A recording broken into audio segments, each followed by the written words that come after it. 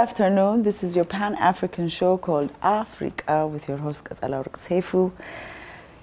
We have yet another exciting conversation to have today. And I met this young man at Nunu and Haimanot's second studio, I should say, workspace. Needless to say, welcome to the studio. Thank you. You're welcome. Could you please introduce yourself? My full name is Paulin Abi Yeshambel, Mandron Essayiyas, and I'm 26 years old. I live in New York City, and I was born here in Ethiopia, in Badar, and then I was adopted in France, where I grew up. Brilliant. Welcome home. Thank you. It is a homecoming. That's my first time coming back in Ethiopia. Just about to ask that question. This is your first time since you've been adopted. Yes. So I'm going to take you back, obviously, because you have a very interesting and diverse life. I don't know, but we'll see. So you were born in Bahar Dar. Yes, I believe. How did you end up in France? I don't know where my mother and my father are from. Okay. I just recall my mother because I was very close of her, and I grew up with her. We were just the two of us. And I just remember us traveling through Ethiopia, and it's just like flashback pictures and colors. And then we saw in Bahar Dar, and she became very sick, very, very sick, and I had to take care of her. Sorry, how old were you? So I don't very know my age. That's the mystery of the story, if I can say. But I believe I was probably around 4, 5, maybe 6 years old. You were obviously aware of certain things. Yeah, but I do think also I tend to believe, or I'm a firm believer, I would say, that when you go through some certain thing in life that are quite harsh and the events are very, marking, the brains tend to remember them and print them stronger and more vividly. So she passed, and then I found myself being orphaned in Badar, and I've been in the street a little bit, and then there's a woman, her name is Tareke, if I remember well, and I know I do, and she sent me to the orphanage in Addis Ababa. Okay. So I do remember also very well us taking this very small mini bus from Badar to Addis. I arrived in Addis, and I went to the orphanage, and I never went out of the orphanage. Once I stepped in, I just stayed in forever, till I was adopted. And one day, I received an album with photos inside, and they explained us that it was our new family.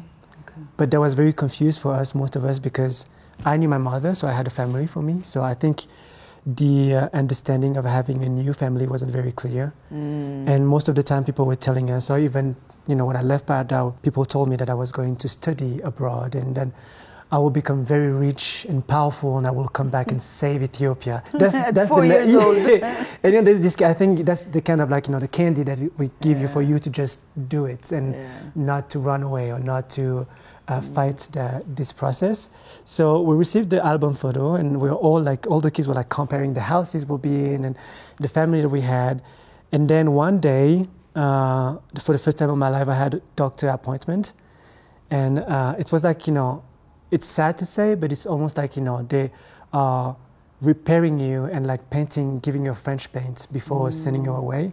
Because I do remember at the same time as me, there were these young kids who was born from one eye. He was blind. He was injured in his eyes, and so right before he was adopted, they sent him to the doctor, and he came back with a new eyes. How do you call that? A glass eye. Okay. Yeah. So a lot of kids who had physical trauma like that were if I can say repaired, but healed or. And then after that, we took this black Jeep, and we're 10 kids in it, and went to the airport at Addis, and then You were gone. We're gone for France. And actually, we didn't know we were going to France because a lot of us were talking about America or any white country, so we had no idea where we were going to be. And behind me was this girl, her name is Shawit, I do remember very clearly. Shawit was very sick during all the flights. And I had to eat, but I wasn't incapable to eat because I was hearing her being sick and vomiting in this plastic bag. And I was like, I can't eat. and then I arrived in Roissy Charles de Gaulle in Paris. And that was the first shock was probably the difference of of the environment, because for the first time I was seeing an escalator, elevator, and the first thought like with the elevator in Paris was like glasses. Oh, so I was just seeing, I could only see people like going up and down, and my thought was like, people can fly here. I was like, that's crazy. Wow. They're levitating up and down. And then we had to take the escalator to go up, and I was like, I can't go in this machine, it's gonna eat me alive. Wow. And then we arrived, like we had like this necklace, kind of like, a tag. It was a new name, a French name, which is Paulin. And then we've been introduced to our family. Like each kid was introduced to their family, and that was all. That was it. Yeah. That was the last time you saw them, or did you keep in touch with the rest of the children? No, so funny fact I will say, which is not a very even funny, but so after that I lost connection with all the kids because we're just like spread around France, and I had no idea where they were going. And but my parents, they keep connection with two family of kids who were also like in the same group as me, and I do remember them arriving at the same time as me at the airport. But over the time, like I would say 2 or 3 years after my adoption, like it was just me. Like my parents didn't keep the connection with the other family, and so I ended up like just losing contact and memories. I just have like flash. Fading. But yeah, that's an interesting start to a new life. Yeah, it is. Interesting. And the thing also is like the other shock was like the temperature, because when we arrived in France it was March, and here it's still the hot weather in Addis, and in France it's like the middle of the winter. It's winter. It's winter. It's very, very cold, and it was windy, and I was still wearing my clothes from the orphanage. Ooh. And I was freezing, literally. I do remember us stepping out of the airport and me literally like feeling the cold, and I was like, what is going on? Wow. Yeah. So you reached France and you were taken to the countryside, obviously, not in the city. Yeah. So now can you give us like a little backflash of how everything went till this stage, I guess. So we drove from Paris to the countryside, French countryside, and I do remember also this trajet very well. And then we arrived in a farm, and it's called La Vendée. It's like the west side of France, is in the south, under the Bretagne. And the biggest city, I would say, like the big city that we talk about in La Vendée is probably Nantes. Okay.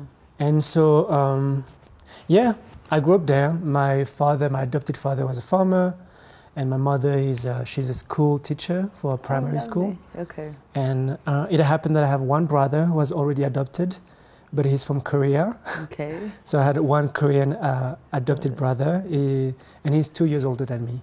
Okay, so he was already there. Yeah. Okay, so what was he farming? So my father took the family farm that used to belong to my grandfather. Okay. And they used to do like cows and wheat and corns, and they had a lot of fields.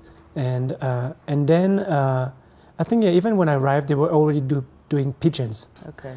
Which that's something that people find funny, but it's actually quite expensive and like a meat that is very, very tasty. So and he wasn't alone on the farm. He was working with his brother, my uncle.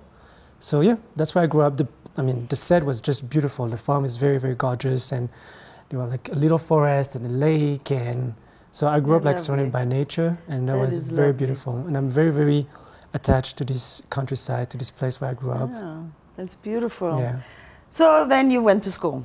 I went to school. So a little detail about how school was, because at this point you still don't know the language. So I think if I remember well, I probably spent like, I guess, the first 6 months or the first part of the year, like learning. Very, very much like, kept home. I do recall like not being able to go out the way I wanted, and not seeing anyone, basically. I know my parents very kept me like, I don't know if it was protected or like aside, but I know my cousin and my uncle always said like, even when we wanted to see you, it was very hard because when I arrived, I was very, very ill. I had a lot of like illness, blood, and issue and all that. So I had to see a bunch of doctors and take a lot of medicine. So I guess like I was said, from March to September, I was kept home most of the time. But were they at least teaching you the language? Well, I was only speaking Amharic. Exactly. So at the beginning, I do remember words I was saying to tell them that's something that I want, like mousse, which is like mousse, the banana. Yeah. That was something that I was always eating.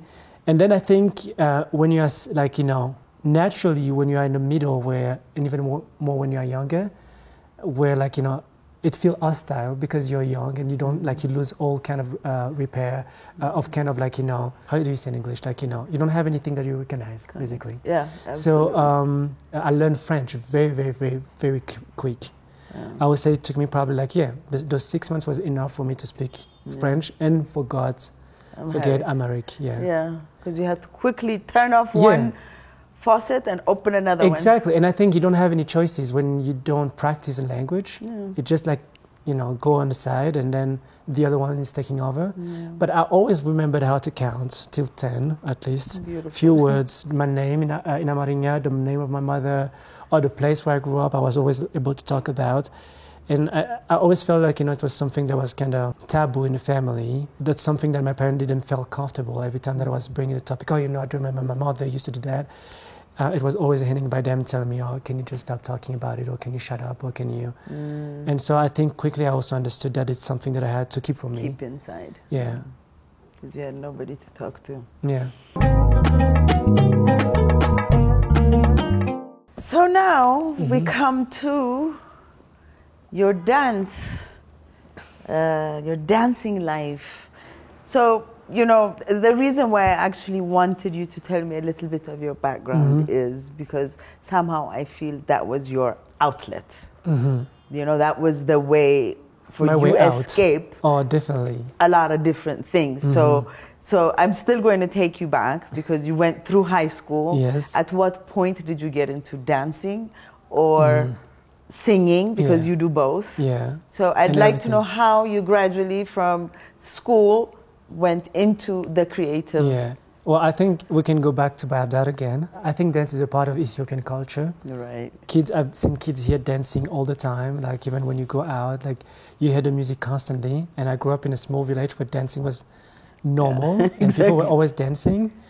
And when I arrived in France, the same way I had to stop talking about my past and forge a new identity. Everyone danced here. And so when I was adopted, the same way I had to put on the side, my identity and become a new person. I think I also hide the dancing part of my personality. And so I do recall I was always hiding to dance. That's something that I always feeling shy and almost ashamed of. The same way I was ashamed of my color, the same way I was ashamed of my background or Ethiopian legacy.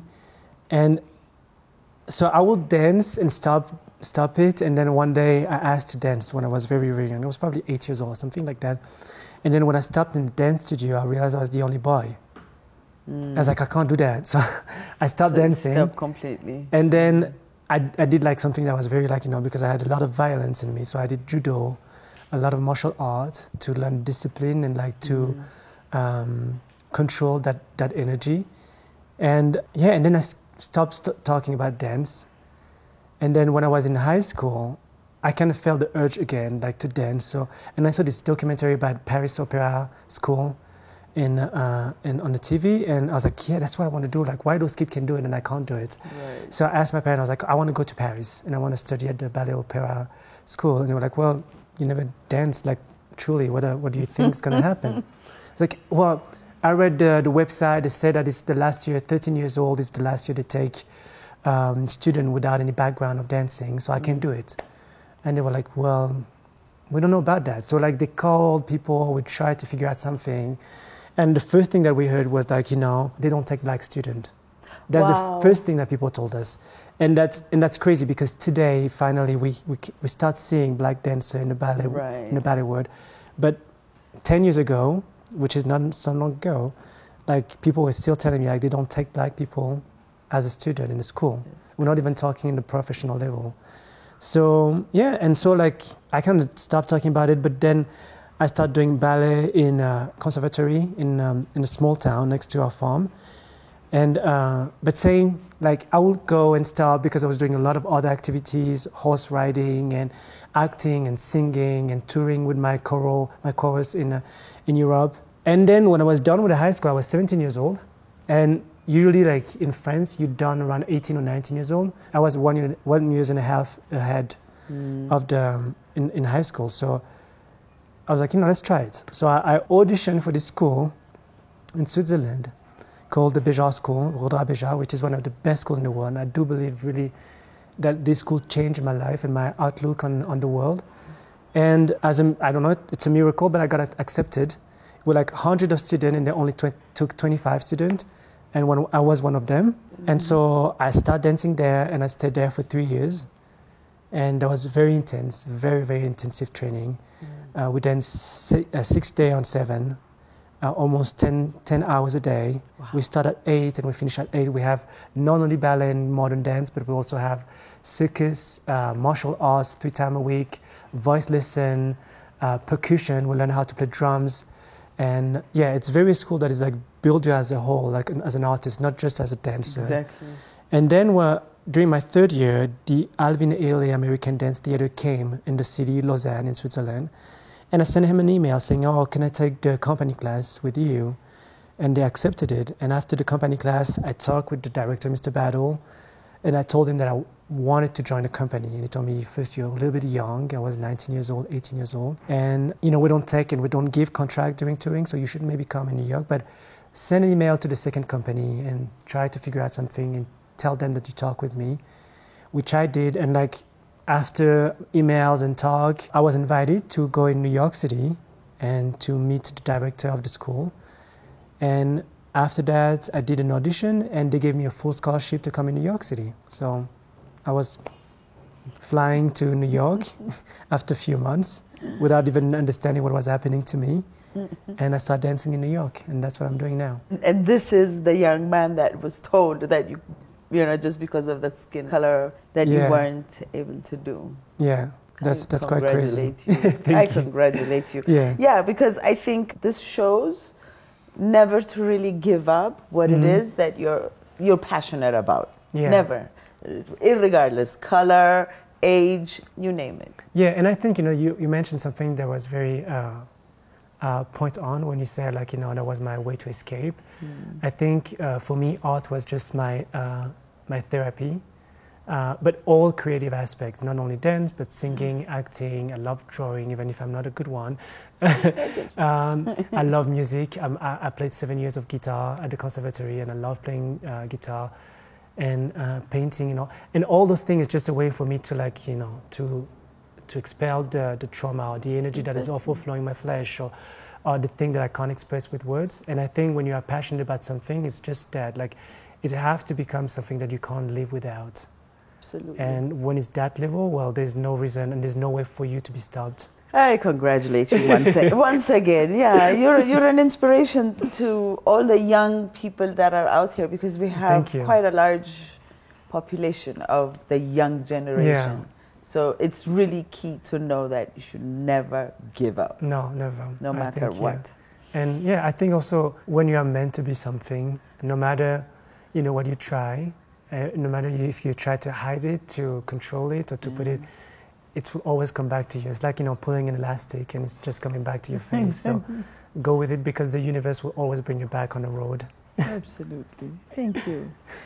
So now, after all of this going up, down, and ending up in New York, now you actually teach. Yeah, I do teach, yes. Yeah. So how did you get into teaching? And how did that school, the New York school, actually impact your career? So I would say this school impacted me because for the first time of my life, I think, I was surrounded by Black people from all different backgrounds. Something that I have to explain, I think, to the audience is growing up in France, surrounded by so many, by a very white community, and also very conservative, very Christian, Catholic, and I whitewashed my memories. At one point in my life, I was so willing to fit the environment that I was in because I didn't want it to be different. That all my memory, even myself, I wished I was white, and all my memory were becoming white. And arriving in New York City, it wasn't just one or two black people that I was seeing once in a while, or like crossing in the streets, or other kids, because not often adults, but suddenly like the school was predominantly black students, the teacher were predominantly black. New York City is a city where there's so much diaspora from all over Africa. And suddenly I had to face myself. And I was made to believe that I was ugly and black was ugly. And it became a part of me to believe that. And I had to face the need that there was so much beauty in us, in the color of our skin, in the way we move, in the way we interacted with each other, our voices that are very much different. Like when there's a black singer on the radio, you can recognize it so distinctively. There's something in it. And this school impacted me in that. And also because suddenly I also find mentors and teachers and people who guided me that were my colors, and people who experienced not exactly the same thing, but were able to understand where I was coming from. And people were like encouraging me whatever I wanted to do. And one of them is definitely Mr. Tracy Inman. He's the director of the LA School, which is a big position in New York. And he saw me at the audition, and he directly took me under his wings. And my first year, like my situation was always complicated with my adopted parents, like very conflictual. And there's a lot of things that I didn't dare to talk about with them or even ask them. And many times Mr. Inman would give me a card and say, you have $200 on it, go do your grocery, don't ask any questions. And I always felt like privileged because I'm a student, and we were everybody. 2,000, maybe 2,000 students in the school. Yeah. And he always very much took care of me, and he was very respectful also of our relation, always respectful of my boundaries, and so loving.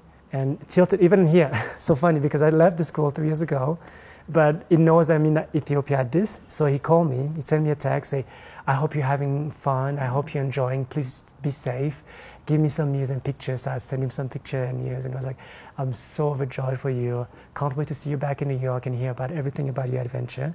So yeah, Alvin Ailey School, the Ailey School changed me forever. Absolutely. And so when I was there, after I would say 5 months, not even, they gave me a job as a teacher assistant for the junior division. Oh.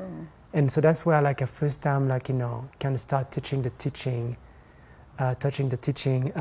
field, because before that I never really thought that it would be something for me.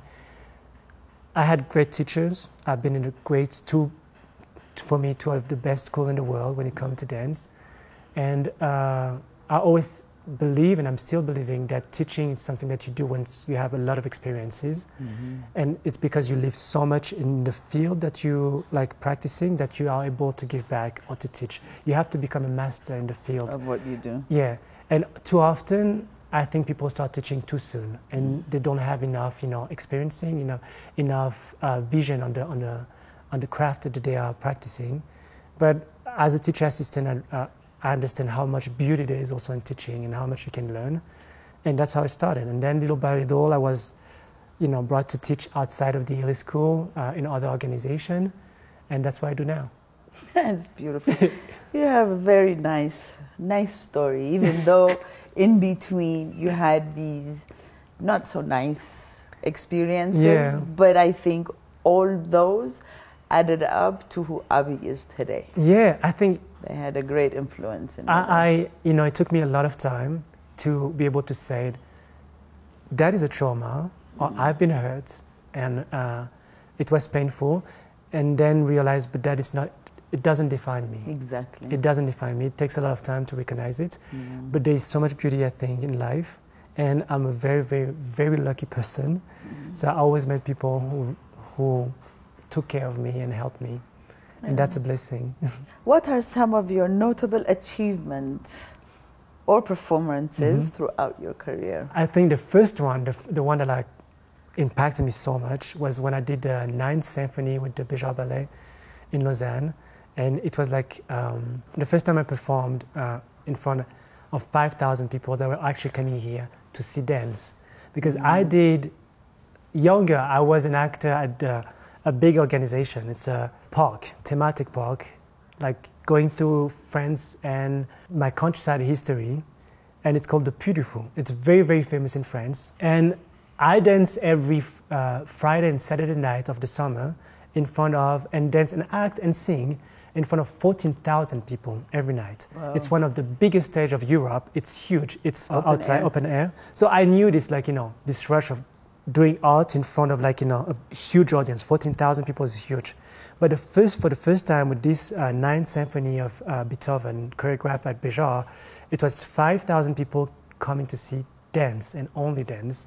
There were no, like, artifice, there were no firework at the end, no horses, nothing, just dance. And it was just mesmerizing for me. Then another one, it's not as much as the performance, but that what happened during the rehearsal. So I was invited and picked up by Mr. Inman to be one of the dancers for the 100th anniversary of Merce Cunningham. Merce Cunningham is one of the biggest choreographers of the modern movement. And so I was rehearsing with students from NYU, from Juilliard School, so that was a very amazing experience. And my time of rehearsal was past, so I was sitting and watching all the Juilliard students rehearsing, and there was this man sitting next to me, and I didn't very much pay attention, but I saw him crossing the stage a few times and going and asking, oh, do you want me to open the windows for you? And then I didn't very much pay attention to him, and he came to me and asked me, oh, what is your name? So I introduced myself, and we talked, and he told me, I have no worry for you for your career. I'm sure you're going to do great. I saw you dancing. You look beautiful. I was like, oh, thank you. And I was like, but who are you? And he's like, my name is Misha. I was like, Misha? Yeah, Mikhail Barashnikov. And I was like, oh. And I didn't realize because, you read the names on the books, exactly. You see pictures, but when they are next to you, there's like a certain, disconnection that happens. Yeah, and I think that's one of the funniest, and also it's very beautiful because it's also show how humble and how accessible he was and he still is as a person. Yeah. And that's something that always, I think, mind-blowing when I think about it. So how does your diverse background and training influence your artistic style and performance? I think it gave me, first of all, another vision. I have the tendency to never put anything in a box. One of my favorite teacher of all time, and I also see him as a father figure, the same way that Mr. Tracy Inman was. His name is Michel Gascard, and he was the director of the Rodra Béjar School. And his mind was so sharp, and he's so cultivated, so bright, and he fed me because he realized he's the reason why I was accepted to the school of Béjar, first of all, in Switzerland. And I think he quickly realized my eager to learn more, like that I was just a sponge wanting more because I was lacking something and I was always trying to fill the void. And he was always giving me book, movies, and paint, whatever it was, oh, can you look at it? And we're going to talk about it tomorrow. And I think he trained my brain to analyze and being critical. And the same way his school was built with all those different disciplines, I think when I see dance or when I teach or when I dance, I also try to bring that part of it in it. And realizing that dance is not just one thing, but dance is influenced by music, by light and paint and everything. I'm a firm believer that at a certain level, all art form and also craft, because I do believe artisans are also artists in a certain way. I mean, the word artist comes from it. Yes. And I think at a certain level of your craft, everything is joined. I can learn from a singer, and my teacher, Mr. Michel Gascard, used to tell me, I know you used to be a singer and dance is very new for you, so think like a singer. I want you to do 3 turns. So I want you to breathe like a singer, use your back. And I never thought of it. And suddenly singer breathe with their belly and their back. It's putting a life jacket around your body. And so when I think that way, suddenly I was able to do it because someone was correcting me with something else. Right. And I think the same way a sculptor or someone that worked with wood could probably see me dancing, say, you know what, the same way I work my pottery is the same way I carve the wood. Like, I think you can use what I'm doing for you, for your dance, for whatever. I do believe that really much, very much. Beautiful. Beautifully said. Beautifully said. Because I think that's one of the things that I believe in Ethiopia, artists should be able to be diverse in all. I think that's the secret to happiness. I'm so glad in your craft. I'm so glad you said that. So now my last question is going to be, how do you think your background, being born in Bahar Dar and raised in the French countryside, influence your artistic expression and storytelling? I think that is something that I'm still discovering and reappropriating for myself.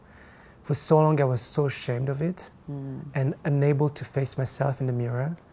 And then when I arrived in New York City, so many people were like, oh, Abby, you should be a model. I was like, no, I can't, I'm ugly. Like, people told me I'm ugly, you know? And I've heard that all my life. Like, my best friend or people that I was with in high school would be like, oh, I will never date a black man, that's so gross. Or, can I touch your hair? They look like my pubic hair.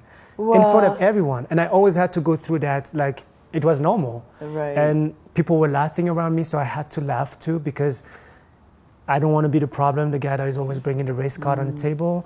So I grew up like with that vision of me, my hair looking like pubic hair, my skin being gross, and my body not being attractive. And arriving in New York City, people tell me that was beautiful, that was new for me. Like, or maybe that was also the first time I was able to hear it. And so I started doing modeling.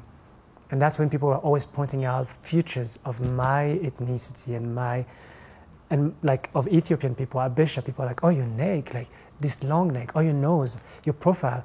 It's like, really? It's like, yes. And then I realized even when I dance, like, you know, I always have a tendency to have like shoulder movement, like, you know, because I come from a country where like the movement is from here. So I think that's also like, you know, a part of it that I always include, like even when I'm choreographing, it's always like the shoulder and a lot of movement from upper body. And so that's something that I'm learning to bring on the table. To love. Yes, that's beautiful. That's beautiful. Well, Abby, before I end though, I really would like to ask,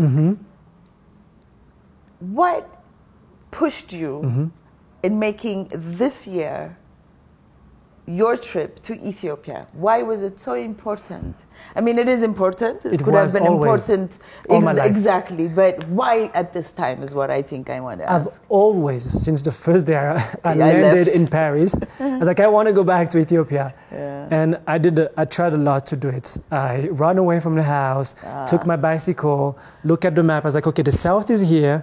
As a kid, I was like, I guess I can jump from Gibraltar to Egypt because the seas look very narrow, so I probably can jump over it like in a little stream, and then I can run from Egypt to Ethiopia.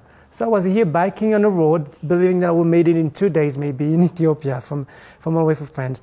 But after that, I think I had a part of my life I was very scared of it. I was like, what if I go back that no one that I knew in my village, or everyone is dead out of poverty? What if everything changed? Because I've heard that Ethiopia is like booming economically, that buildings are being built everywhere, that the roads are being changed. What if I do not recognize anything? What if like I feel stranger in a place where I should feel like home? So I was always mentioning it to my friend, but never actually doing it. And then in September, one night I woke up in the middle of the night at 2 or 3 a.m. I don't know why. I just sit down on my bed. I was like, you know what? Enough is enough. I have to do it. Log into my computer, buy a round trip. Ticket. And then I paid for it. And then I went back to bed, slept, woke up, and I was like, what did I do? Why the heck I did that? I know no one over there. I have no connection. I'm going to arrive at the airport. There's no one waiting for me. And then I talk about it with my friend. And luckily, I have a very, very loving and supporting Ethiopian community in New York City. A few of them are like family for me, and I met them in New York City, and they told me, Abby, don't worry, we're gonna make it. We're gonna help you. Like, we're gonna see if I know someone from someone to someone. And then I arrived at the airport, and I was like, I don't know what I'm doing here. I don't know. I forgot the language. I only know how to count to 10. It's not gonna help me. And there's this lady in the airport who was like struggling with a bag, and she was always dropping it. And so came to her the way, because that's me, I just say, do you need help? And she like comes, oh, sweetie, thank you so much. And she starts speaking in Amharic to me. And I was like, no, I don't speak Amharic. I was like, why? So I told her quickly my stories, and she took me under her wings. And she said, don't worry, I got you. And she put me through the border security control. Then she helped me get my bags, and she paid 2 like boys to carry her bags outside. And then she find a car ride for me, and she put me inside with my bags. Like, okay, you take care of him, please. I know your name, I have your number, so if something happened, I know it's your fault. And yeah, so everywhere I go, I always have like angels. I think I definitely believe they have a guardian angel, like, you know, looming over me and always taking care of me and always putting the right people on my path. But yeah, I think that was just a calling. I think I waited for so long, like suddenly, like my spirit was just like, do it now. And I did it without thinking of it. Obviously. Yeah. You woke up in the middle of the night, did it, and went back to sleep and woke up. Crazy. That's a beautiful, beautiful story, Abby. That's a beautiful story. I thank you so much for giving me this opportunity. Thank you for having me. It was such a pleasure. Yeah, for sharing your story with our fellow Ethiopians and the rest of the continent. Yeah. I wish you great luck. Thank you so much. Thank you for having me. This is your Pan-African show called Afreeqa with your host Katsala Seifu. Thank